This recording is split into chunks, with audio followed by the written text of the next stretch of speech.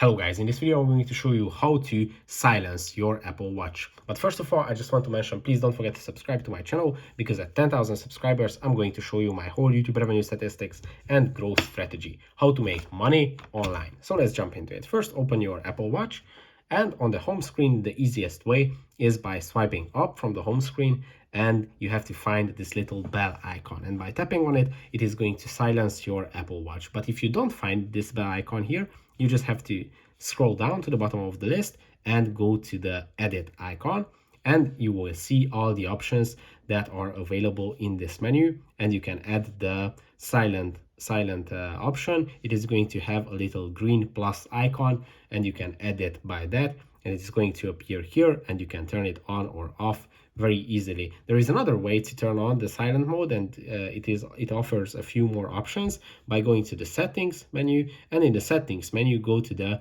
sounds and haptics icon, and here you can turn on the silent mode as well, and you can also change the volume of your Apple Watch. So that's pretty much it for this video. I hope it was helpful for you. If it was, please consider subscribing, and see you in the next one. Bye bye.